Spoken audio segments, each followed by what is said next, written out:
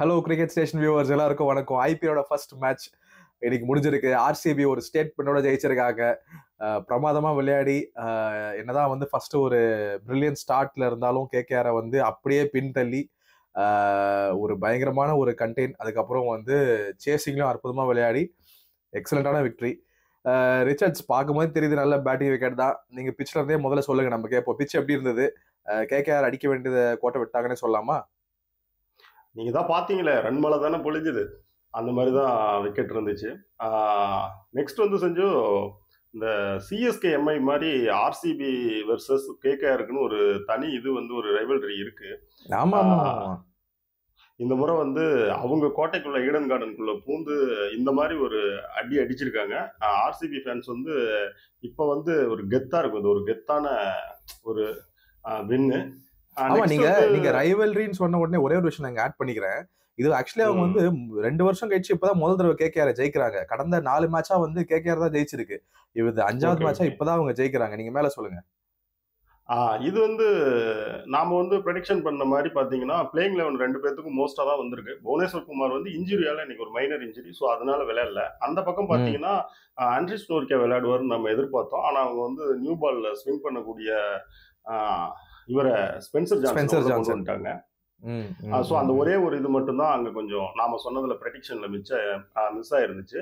Next ஒன்று பார்த்தீங்கன்னா, நாம வந்து அந்த பக்கம் கேகேஆர் தான் வின் பண்ணுவாங்க நம்ம 2 பேருமே சொல்லியிருந்தோம். ஆர்சிபி இப்ப என்ன ஆயிடுச்சுன்னு பார்த்தீங்கன்னா, ஆர்சிபி என்ன பண்ணிருக்கு, ஆர்சிபி கேட்டர்ஸ்க்கு ஒரு போடு, நமக்கு ஒரு போடு, ஜெயிச்சிட்டாங்க. சந்தோஷம். நம்ம அது சொன்னது நடக்கலனாலும் பரவாயில்ல. ஜெயிச்சது வரைக்கும் அருமையான கேம், நல்லா விளையாண்டாங்க, ஜெயிச்சாங்க. கண்டிப்பா. ஃபர்ஸ்ட் நம்ம வந்து இப்போ பிச்சை நீங்க பேசிட்டீங்க. அது ஈஸியான ஒரு 230 அடிக்க வேண்டிய ட்ராக் தான் மிஸ் பண்ணிட்டாங்கன்னே சொல்லலாம் கேகேஆர். பட் ஃபர்ஸ்ட் அவங்க பேட்டிங் அப்ரோச்சை பத்தி நீங்க என்ன நினைக்கிறீங்க? உங்களுக்கும் அப்படிதான் ஃபீல் ஆகுதா? அந்த செகண்ட் விக்கெட் பார்ட்னர்ஷிப் அந்த மாதிரி நிறைய விஷயங்கள் இருக்கு பேச வேண்டியது. சொல்லுங்க கேட்போம். இதுல ஃபர்ஸ்ட் வந்து குவிண்டன் டிகாக்கோட கேட்சை வந்து ஸ்ரேயா சர்மா மிஸ் பண்ணா கூட அந்த இடத்துல மேட்ச் உடனே அவங்க பக்கம் போயிடும். வழக்கம் போல ஆர்சிபி சொதப்பிட்டாங்க, கையில கிடைச்ச ஒரு சான்ஸ், அருமையான சான்ஸ் விட்டாங்கன்னு தோன்றப்ப உடனடியா ஒரு பிரேக் த்ரூ வந்து அங்க எடுத்து கொடுத்தாரு. ஜோசா சில்விட்டோட அவரோட ஹையாம் ரிலீஸ்னால அந்த கொல்கத்தா பிச்சில் அவர் எடுத்த பவுன்ஸ் வந்து உண்மையாலுமே நீங்க பாத்தீங்கல்ல எப்படி இருந்துச்சுன்னு. டென்னிஸ் பால் பவுன்ஸ் மாதிரி இருந்துச்சு. செம்மையா இருந்துச்சு. அவர் ஒரு ஃபர்ஸ்ட் பிரேக் த்ரூ கொண்டு வந்தாரு. 3 ஓவருக்கு டைட் பண்ணி ஒரு 9 ரன்னு நிறுத்தினாங்க. ஆனா ரஜத் பட்டிதார் அண்ட் அவங்களோட அந்த திங்க் டேங்க் வந்து 4th ஓவருக்கு வந்து ராசிக் சலாம்கிட்ட போனது அந்த இடத்துல ஒரு தப்பு. ஏன் தப்புனா, நம்ம கையில ப்ரெஷர் நாம போட்டிருக்கிறோம், மேட்ச் நம்ம கையில இருக்குன்னா இவங்க ரொம்ப தூரமா யோசிக்கிறாங்க. பின்னாடி ஹிட்டர்ஸ் இருக்காங்க, நம்மளோட மெயின் பவுலர்ஸை ஸ்டாக் பண்ணி எடுத்துட்டு போகணும் அப்படின்னு சொல்லிட்டு அப்படி யோசிக்கிறாங்க. ஆனா அதுக்கு முன்னாடி இவங்க என்ன செஞ்சிருக்குன்னா, குறைந்தபட்சம் ஒரு 4வது ஓவருக்கு வந்து அங்கேயே யாஸ் தயால வந்து யூஸ் பண்ணியிருந்தா அது வந்து ஒரு கரெக்டான இதாக இருந்திருக்கும். அங்கே ஒரு மிஸ் பண்ணாங்க.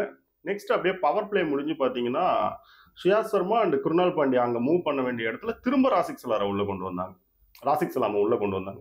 ஸோ அங்கே ஒரு தப்பு நடந்துச்சு கேப்டன்சியில். ஆனால் அதை நல்லா யூஸ் பண்ணாங்க KKR batters Sunil Narayan and Rahane வந்து சையத் முஸ்டாக் அலியில் இருந்த அந்த பேட்டிங் டச்சு அப்படியே வெளில வந்துச்சு. அந்த ஃபார்ம் அப்படியே கண்டினியூ ஆகுது. அருமையான ஒரு அட்டாக்கிங் பேட்டிங்கு. அந்த பக்கம் சுனில் நாராயண் பார்த்தீங்கன்னா, திடீர்னு அவர் ஆங்கர் ரோல்லாம் பண்றாரு, கிளீனான ஷாட்லாம் விளையாடுறாரு. ஒரு மாதிரி வந்து 9.5 ஓவருக்கு ஒரே விக்கெட்டு 107 ரன்னு. அதாவது எப்படி இருக்காங்கன்னா, அடுத்த 10 ஓவர் உங்களுக்கு நாங்க வச்சிருக்கோம்டா அப்படிங்கிற மாதிரி கொல்கத்தா வந்து அவங்க ஓன் கிரவுண்ட்ல அப்படி நின்றுகிட்டு இருக்கு. சரி பாவம், இன்னைக்கும் ஆர்சிபிக்கு பலி கொடுத்துருவாங்க அப்படிங்கிற மாதிரி தான். அந்த 10 ஓவர் கேப்ல அவங்க அட்லீஸ்ட் ஒரு அடுத்த ஒரு 130 ரன் அடிக்கிறதுக்கு கரெக்டான ஒரு பிளாட்ஃபார்மா இருந்தது. கரெக்ட்டுங்களா? எல்லாமே. ஏன்னா உங்களுக்கு ரிங்கு சிங், வெங்கடேஷ் ஐயர், அந்த பக்கம் ஆண்ட்ரே ரசல், ரமன்தீப் சிங்னு ஒரு பெரிய ஒரு ஹிட்டர்ஸே இருக்கு, கூட்டமே இருக்கு. இந்த இடத்துல தான், அதாவது அப்புறம் தான் வந்தார் விநாயக் மகாதேவ் அப்படிங்கிற மாதிரி குருணால் பாண்டியா உள்ள வந்தாரு. உண்மையாலுமே சொல்றாங்க. அது வந்து எப்படின்னா, அவரோட ஸ்பீடு அண்ட் வந்து அவர் ஒரு லென்த் பிடிச்சிருக்காரு. அது ஒரு மாதிரி ஹார்ட் லென்த், பேக் ஃபுட்டா ஃப்ரண்ட் ஃபுட்டாங்கிற மாதிரி. நீங்க நிச்சயமா அதை வந்து புல் மட்டும் அடிக்க முடியாது. ஸ்வீப்புக்கு போனீங்கனாலும் அது கஷ்டமா இருக்கும் உங்களுக்கு. ஏன் அந்த மாதிரி ஒரு லென்த்ல வரிசையா எடுத்தாரு. வெங்கடேஷ் ஐயருக்கு சில டைம்ல வார்னு வந்து பவுன்ஸ்லாம் போட்டு சில தமாஸ்லாம் பண்ணுவார். அந்த மாதிரி இன்னைக்கு ஒரு பவுன்ஸ் ஒன்று அடிச்சாரு வெங்கடேஷ் ஐயர். அடிச்சுட்டு அடுத்த பாலை வந்து வெளியே வச்சாரு. அது ஆட போய் போல்டு. ரிங்கு சிங்க்கு அதே மாதிரி தான், அது புல் அடிக்கிறதுக்கான ஒரு மாதிரி அதுக்குள்ள இல்லை. அந்த பால் அந்த லென்த்தில் தான் இருந்துச்சு, அதுவும் top of the off stump அடிச்சுது. அவர் எடுத்த அந்த ஒரு 3 விக்கெட் வந்து பார்த்தீங்கன்னா தனி ஒரு ஆளாக ஒரு 230ன்னு இருந்த ஸ்கோரை 174க்கு தான் கொண்டு வந்துட்டாங்க இழுத்து பிடிச்சி. அட் த சேம் டைம் வந்து பார்த்தீங்கன்னா ஃபர்ஸ்ட் வந்து கேப்டன்சியில் வந்து சில தப்பு நான் சொன்னேன் பார்த்தீங்களா செஞ்சு. செகண்ட் வந்து பார்த்தீங்கன்னா செஞ்சு அங்கேருந்து அப்படியே பார்த்தீங்கன்னா ஆண்ட்ரே ரசல் உள்ள வரப்ப நீங்க எதிர்பார்த்தீங்களா பந்தை வந்து சுயாஷ் சர்மா கையில கொடுப்பாங்கன்னு? ஏன்னா அப்பதான் அந்த அடி வாங்கிட்டு போயிருக்காரு. ஆனா வந்து தைரியமா கொடுத்தாங்க. ஏன்னு கேட்டீங்கன்னா அந்த கூகுளியை பிக் பண்றதுல இருக்கிற ஒரு பிரச்சனையை வச்சு எடுத்ததுமே இன்வைட் பண்ணாங்க. நீ உள்ள வா, வந்ததுமே முடிஞ்சா அட்டாக் பண்ணு அப்படின்னு சொல்லி அவங்க அந்த கூகுளிக்கு இருக்கிற பிரச்சனையை வச்சு மூவ் பண்ணாங்க. அதுக்கு உடனடியா நல்ல ஒரு ரிசல்ட் கிடைச்சது. ஆண்ட்ரே ரசல் மட்டார்னு சுத்த போனாரு, மாட்டிக்கிட்டாரு. நெக்ஸ்ட் அதுலேயே இன்னொன்று பார்த்தீங்கன்னா சுயாஷ் சர்மாவுக்கு வந்து கூகுளி ரொம்ப ஃப்ளைட் ஆகி அழகா சரியான ஏரியாவில் விழுது. அதே ஒரு வழக்கமான லெக் ஸ்பின்னுக்கு போகிறப்ப பார்த்தீங்கன்னா அது ஒரு ஃப்ளிப்பர் மாதிரி ட்ரை ஆகி என்ன ஆகுதுன்னா ஒரு ஷார்ட் பாலாகவே விழுது அவருக்கு. அந்த ஒரு பிரச்சனை இருந்துச்சு. ரசலுக்குமே அப்படி ஒரு கட் ஷாட்டுக்கு ஒரு பவுண்டரி கொடுத்துட்டு தான் அடுத்த பாலை ஃப்ளைட் பண்ணி கூகுளி போட்டு அந்த விக்கெட் எடுத்தார்.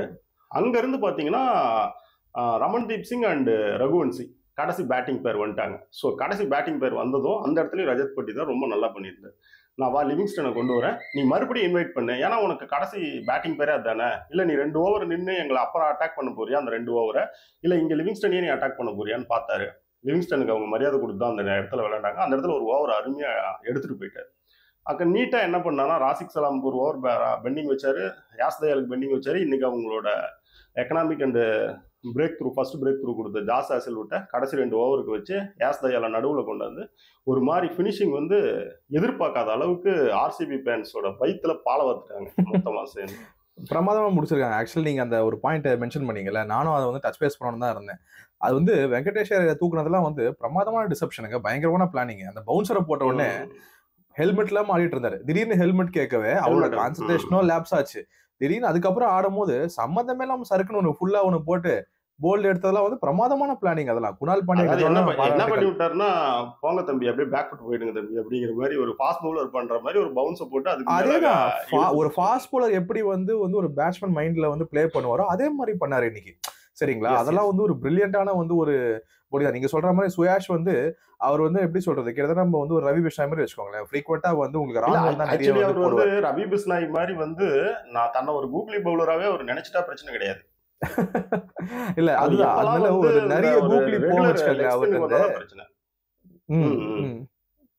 அது லெக் ஸ்பின்னுக்கு வரப்பதான் பிரச்சனை. கரெக்ட். அதனால வந்து ஸோ அவருக்கு வந்து கூகுளி வந்து கொஞ்சம் ஃப்ரீக்வெண்டா நல்லாவே டெலிவரி பண்ணுவார் அவரு. அண்ட் ரசலை வந்து கரெக்டா பிக் பண்ணிருக்காரு. ஆக்சுவலி பாராட்டணும், கேப்டன் வந்து நம்பி வந்து இவங்க எல்லாம் கொடுத்து உண்மையாலுமேங்க அந்த இடத்துல வந்து என்னன்னு கேட்டீங்கன்னா அது வந்து ஒரு சரியான மூவ். அந்த மூவுக்கு வந்து பாத்தீங்கன்னா ரிசல்ட் எப்படி வேணாலும் கிடைக்கலாம். ஆனா அந்த இடத்துல பாத்தீங்கன்னா அதிகபட்சமா வந்து அவரை யூஸ் பண்றது ரொம்ப கரெக்டான விஷயம், ஒரு பிரில்லியண்டான விஷயம். ஸோ வந்து அதை வந்து செஞ்சாங்க. விக்கெட் கிடைக்கலன்னா கூட அது ரொம்ப நல்ல மூவ் தான். கரெக்ட். அதுதான் படிடாருக்கு வந்து நம்ம வந்து பாராட்டுகளை சொல்லி தான் ஆகணும். இன்ஃபேக்ட் ஃபர்ஸ்ட் மேட்ச் நான் கூட முதல்ல கொஞ்சம் நர்வஸா இருந்தாரோன்னு ஃபீல் ஆச்சு சில ரிவ்யூஸ்லாம் எடுக்கும் போது அப்படின்னா. ஆனா ஆக்சுவலாக ரொம்ப நல்லாவே தான் பண்ணியிருக்காருன்னு தான் எனக்கு ஃபீல் ஆகுது. சரி ரிச்சர்ட்ஸ், நம்ம ரொம்ப டைம் எடுத்துக்க வேணாம். அடுத்து நம்ம வந்து ஆர்சிபியோட சேஸ்க்கு போவோம். எப்படி விளையாடினாங்க ஸ்டார்டிங்ல கோலி அந்த ஓப்பனிங் பேர்ல இருந்து நீங்க சொல்லுங்க, எப்படி விளையாண்டாங்க, அவங்க அப்ரோச் எப்படி இருந்தது, நீங்க என்ன நினைக்கிறீங்க? அதாவது பட்லர் வந்து ஏதோ மைண்ட் வாய்ஸ் எனக்கு கேட்டுச்சு, ஏன்டா டேய் இதை வச்சுக்கிட்டாடா நீங்க எனக்கு இந்தியா கூட நடந்த அந்த T20 சீரீஸ்ல என்ன கொடுமைப்படுத்துனீங்க அப்படிங்கிற மாதிரி பில்சால்ட் விளையாண்டது. அதாவது என்ன பண்ணிட்டாருன்னா, பில்சால்ட் வந்து ஒரு பிளாஸ்டருங்க. அந்த ஃபர்ஸ்ட் பால்ல இருந்து நான் அடிக்கிறேன்னு தான் வருவாரு. உண்மையாலுமே அந்த ரோலுக்கு உள்ள வந்தாரு, மட்டுன்னு வச்சது என்ன ஆயிடுச்சு தெரியுங்களா, போயிட்டு அண்ணனை கூப்பிட்டுவாங்க அப்படிங்கிற மாதிரி வருண் சக்கரவர்த்தியும் ரொம்ப குயிக்கா உள்ள கூப்பிட்டு வர வேண்டியதாகி போச்சு. இப்ப வருண் சக்கரவர்த்தி உள்ள வந்ததும் நான் இவனுங்களை அடிச்சதே ஒன்னு அடிக்கிறதுக்காக தான் அப்படிங்கிற மாதிரி இருந்துச்சு அவரு. நீ சீக்கிரம் வா, உன்னை வர வச்சு ஒன்னதான் நான் ஃபர்ஸ்ட் பார்க்கணும்னு நினைச்சேன் அப்படிங்கிற மாதிரி பில்சாட் செஞ்சுட்டாரு. அந்த இடத்துலயே ஏறக்குறைய பாத்தீங்கன்னா அந்த வருண் சக்கரவர்த்தி ஓவர் அடிக்கிறப்பே அவன் கையில இருந்து மேட்ச் போனது தெரிஞ்சிருச்சு. அதாவது எப்படி இருக்குதுன்னா, ஒரு ஐபிஎல் ஸ்டார்ட் ஆகிறதுக்கு முன்னாடி அந்த ஃபர்ஸ்ட் மேட்ச்ல முதல் பேர் யார் வந்து ஒரு பயங்கர இம்பாக்டா இருப்பாங்கன்னா எல்லாரும் வருண் சக்கரவர்த்தி தானே பேசிட்டு இருந்தாங்க. சிடிலையும் அவர் தான் இந்தியாவுக்காக நிறைய விக்கெட் எடுத்துட்டு வராரு. அவருக்கு வந்து ஒரு ரொம்ப வந்து பாத்தீங்கன்னா ஒரு அருமையான ஒரு player to watch out for. அவர் தான் இந்த மொத்த ஐபிஎல், ஏன்னா அந்த ஒரு ஃபார்ம்ல வராரு அவரு. கரெக்ட். சோ அப்ப வந்து என்ன மாதிரி போட்டாங்கன்னு பாத்தீங்கன்னா, அதான் அது சிம்பிளா சொல்லணும்னா எப்படி இருந்துச்சுன்னா, இவங்களை அடிச்சதே ஒன்னு அடிக்கிறது தான், சீக்கிரம் ஒன்னு கொண்டு வரதுக்கு தான் அப்படிங்கிற மாதிரி வெளுத்துட்டாரு. இதுல இன்னொரு எனக்கு முக்கியமான விஷயம் என்னன்னு பாத்தீங்கன்னா, ம். சொல்லிடுறேன். பில்சால்ட் ஒரு பக்கம் அவருக்கு என்ன அந்த பிளாஸ்டருக்கான என்ன ரோலோ அதை பக்காவா அடிச்சு நவுத்துனதும் அந்த பக்கம் பாத்தீங்கன்னா விராட் கோலி போன சீசன்ல வந்து அவரோட ஷாட்ல வந்து ஸ்லாக்ஸ் ஸ்வீப்பை வந்து ஆட் பண்ணியிருந்தாரு. அவருடைய ரெகுலர் ஐபிஎல் ஹிஸ்டரியோட அந்த ஸ்ட்ரைக் ரேட் வந்து பாத்தீங்கன்னா 131 இப்ப. ஆனா போன வருஷம் அவரோட ஸ்ட்ரைக் ரேட் பாத்தீங்கன்னா 154, ஆவரேஜ் வந்து 60க்கு மேல 741 ரன் அடிச்சிருந்தாரு. அந்த ஸ்லாக் ஸ்வீப் ஆட் ஆனதுனால அவருக்கு வந்து பாத்தீங்கன்னா ஸ்பின்னர்ஸ் அட்டாக் பண்ண முடியுது. ஸோ அதனால அவர் ஸ்ட்ரைக் ரேட் வந்து அந்த 130ல இருந்து 154க்கு மாறிச்சு. இது ஸ்ட்ரைக் ரேட்ல இருந்து 24 ஏறுறதுங்கிறது உங்களுக்கு எவ்வளவு பெரிய மேட்ச்குள்ள இம்பாக்ட் இருக்குன்னு உங்களுக்கு தெரியும். இன்னைக்குமே நீங்க பாத்தீங்கன்னா செஞ்சு அந்த ஷாட்டுக்கு தைரியமா வருண் சக்கரவர்த்திகிட்ட போனார், திரும்ப திரும்ப போனார். சுனில் நரேன் வந்தப்பையும் போனார். கடைசியா வருண் சக்கரவர்த்தியோட கடைசி ஓவர்ல ஒரு 6 அடிச்சாரு தெரியுங்களா? அடிச்சுட்டு ட்ரெஸ்ஸிங் ரூமை பார்த்து கை கட்டுவார். ஸ்லாக் ஸ்வீப்ல தான் அடிப்பாரு. ஸோ இன்னைக்கு பாத்தீங்கன்னா ஒரு நான் செகண்ட் ஃபிடில் அப்படிங்கிற பேச்செல்லாம் கிடையாது. நான் பவர் பிளேவில் நிக்கிறேன், கேம் மாறிடுச்சு, நீ அடிக்கிறியா ஒரு பக்கம், நானும் ஒரு பக்கம் அடிக்கிறேன். புரியுதுங்களா? அந்த மைண்ட் செட் தான் இருந்துச்சு. இது வந்து கண்டிப்பா நான் இந்த இடத்துல ஒண்ணு ஆட் பண்ணி ஆகணும் ரிச்சர்ட். சாரி உங்களை இன்டரப்ட் பண்ணதுக்கு. கண்டிப்பா அவரோட அப்ரோச்சும் சரி, இந்த மாதிரி நீங்க போங்கன்னு சொன்னதும் சரி, ஐ திங்க் ஆண்டி ஃப்ளவரும் வந்து ஒரு கீயான ஒரு பார்ட் தான் பிளே பண்ணிருக்காங்கன்னு நினைக்கிறேன் ஆர்சிபி மேனேஜ்மெண்ட் அவங்க. அது மட்டும் இல்லாம ஒரு கோலி வந்து ஒரு ஃப்ரீ ஃப்ளோயிங்லாம் போனதுக்கு இன்னொரு நல்ல காரணம் வந்து சால்ட்டுக்கு வந்து நம்ம ஈக்குவல் கிரெடிட் கொடுக்கணும். ஏன்னா ஒரு அந்த மாதிரி டக்கு அக்ரஷன் காட்டின உடனே இவருக்கு வந்து கண்டிப்பா வந்து ஒரு கம்ஃபர்டபுள் ஜோனுக்கும் வந்திருப்பாரு கோலி. ஸோ அதனால வந்து ரொம்ப நெக்ஸ்ட் வந்து பில்சால்ட்டுக்கு வந்து அதுக்கான கிரெடிட் இருக்கு. ஆனா பாத்தீங்கன்னா ஒரு கேம் பிளானே அப்படிதான் இருக்கு. புரியுதுங்களா? உள்ள போலாம், 2 பேரும் விளையாடலாம், கேம்லாம் மாறிடுச்சு, அங்க நின்று நம்ம எதுவும் பண்ண முடியாதுன்னு. ஏன்னா வருண் சக்கரவர்த்தி வந்து அவர் கண்டினியூவா ஸ்லாக் ஸ்வீப் அடிக்கிறதுக்கு போனாரு. நெக்ஸ்ட் வந்து போன வருஷத்துல வந்து கேம் மாறுது, அப்படி அவர் மேல ஸ்பின்னர்களுக்கு அவரோட எகனைஸ்டா அவருடைய ஸ்ட்ரைக் ரேட்டுக்கு வீக்கா இருக்கு அப்படிங்கிற மாதிரி பேச ஆரம்பிச்சதுமே அந்த ஸ்லாக் ஸ்வீப்பை கொண்டு வந்துதான் அந்த ஸ்ட்ரைக் ரேட் வந்து அந்த 131 அப்படிங்கிற மாதிரி இதுல இருந்து 154 அப்படின்னு போச்சு. இன்னைக்குமே பாத்தீங்கன்னா பவுண்டரி அடிச்சாரு ஸ்லாக் ஸ்வீப்ல அண்ட் 6 அடிச்சாரு. வருண் சக்கரவர்த்தியோட கடைசி ஓவர் கிளம்பி போகட்டும், அப்புறம் மேட்சை பொறுமையா முடிக்கலாம், அந்த பேச்சே கிடையாது. லாஸ்ட் ஓவரா இருந்தேன்னா, லாஸ்ட் பாலா இருந்தேன்னா, நில்லு, கரெக்டான ஏரியா லெவல் வந்து அடிக்கிறேன், அவ்வளவுதான். அந்த மாதிரி தான் வந்து விராட் கோலி இன்னைக்கு அட்டாக் பண்ணாரு. பிரமாதமான கேம், ஆக்சுவலி பிரமாதமான கேம். நீங்க சொன்ன மாதிரி வந்து ஆர்சிபி வந்து ஒரு தெளிவான பிளானோட வந்திருக்காங்க. அவங்க வந்து ரொம்ப ஃபோக்கஸ்டா இருக்காங்க.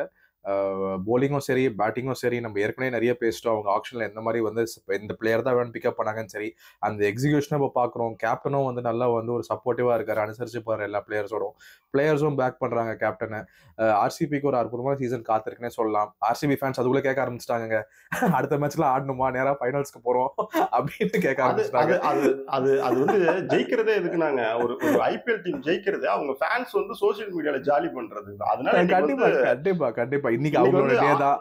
ஆமா, இன்னைக்கு இல்ல, இன்னைக்கு நாளைக்கு அடுத்த மேட்ச் விளையாடுற வரைக்கும் அவங்க இதை ஜாலியா என்ஜாய் பண்ணலாம். ஆமா, ஏன்னா மும்பையோ சென்னையோ ஆடினா யார் தோத்தாலும் ஆர்சிபிக்கு தான் கொண்டாட்டம். அதனால வந்து அடுத்த 2-3 நாள் ஆர்சிபி ஃபேன்ஸை கையில பிடிக்க முடியாது. And rightfully so. ஏன்னா விளையாடுறாங்க அவங்க சோசியல் மீடியால செலிப்ரேட் பண்ற மாதிரி ஒரு கெத்தான வெண்ணுங்க இது. அவங்களுக்கு ரைவல்ரியே கேகேஆர் கூட தான். அதுவும் போய் ஈடன் கார்டன்ல அடிச்சிருக்காங்க. அது எப்படி அடிச்சிருக்காங்கன்னா சும்மா வா அப்படிங்கிற மாதிரி அடிச்சிருக்காங்க. கண்டிப்பா அதான் நான் ஏற்கனவே சொன்னேன்ல உங்களுக்கு, கிட்டத்தட்ட 2-3வது வருஷத்துல தான் ஜெயிச்சிருக்காங்க கேகேஆர். இதுக்கு எல்லா மேட்சும் ஒத்துருக்காங்க கடந்த 2 வருஷமா. சோ கண்டிப்பா அவங்க வந்து என்ஜாய் பண்ண செய்வாங்க. பவர் பிளேவிலே பாத்தீங்கன்னா 80 நோ லாஸ். அங்கே மேட்ச் அங்கேயே முடிஞ்சிருச்சுன்னு நம்ம வந்து முடிச்சிருக்கலாம், அது கரெக்ட் தான். பட் இந்த மாதிரி என்னென்ன பெர்ஃபார்மன்ஸ்லாம் இருக்க போது, என்னென்ன இண்டிவிஜுவலா ஸ்டெப் அப் பண்ண போறாங்கன்னு நம்ம பொறுத்திருந்து தான் பார்க்கணும். ரிச்சர்ஸ், உங்களுக்கு வேற ஏதாவது இன்புட்ஸ் இருக்கா, இல்ல நம்ம கேமை முடிச்சுக்கலாம்? இல்ல ஒரே ஒரு சின்ன விஷயம் தான் இருக்கு. இவங்களை இந்த சைடு பாத்தீங்கன்னா 10 ஓவருக்கு 107 2ன்னு இருந்தாங்க. அடுத்து 67க்கு மேற்கொண்டு 6 விக்கெட்டை கொடுத்து 67 ரன்னுக்கு 6 விக்கெட்டை கொடுத்தாங்க. யாரு? கேகேஆர். இந்த பவர் பிளேவிலே 80 ரன் நோ லாஸ். அங்கே கேம் சீல் பண்ணாங்க. இன்னொரு பக்கம் நம்ம எடுத்து பார்த்தோமா, ஆர்சிபி ஃபர்ஸ்ட் பேட்டிங் பண்ற மாதிரி இருந்துச்சுன்னா அடிக்கல நீங்க தாராளமா பாத்தீங்கன்னா ஒரு எப்படி சொல்றது, ஒரு இம்பாக்ட் பிளேயர்ல கூட நீங்க ட்ரை பண்ணலாம். அதாவது எதுக்கு நான் சொல்றேன்னா, சில நேரம் அப்படி ட்ரை பண்ணி பார்க்கலாம், உங்களுக்கு அது ஒரு சான்ஸ் இருக்கு. அப்படி ட்ரை பண்ணி பார்த்தீங்கன்னா சுயா சர்மா பிளஸ் உங்க கூட புவனேஸ்வர் குமாரும் விளையாடுறதுக்கான சான்சஸ் கூட வரும். அது ஒரு கேம் பிளான் அதுக்குள்ள இருக்கு. அப்ப இன்னொரு அடுத்த மேட்ச் ஆர்சிபி வருது பாத்தீங்களா, அப்ப இது சம்பந்தமா நம்ம டீட்டெயிலா பேசலாம். ஓவராலா என்னன்னா நமக்கு வந்து பொதுவாக எப்படி இது வரைக்கும் ஜெயிச்ச டீம்ஸ் நிறையா இருக்காங்க. நம்மளுக்கு கப் அடிக்காத டீம்ஸ் வந்து ஜெயிச்சாலோ அல்லது ஒரு பிளே ஆஃப்ஸ் போனாலும் அது ஒரு சந்தோஷமான விஷயம் தான்.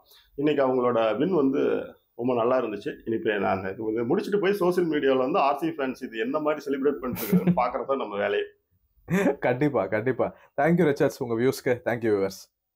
தேங்க்யூ சஞ்சு. Thank you viewers.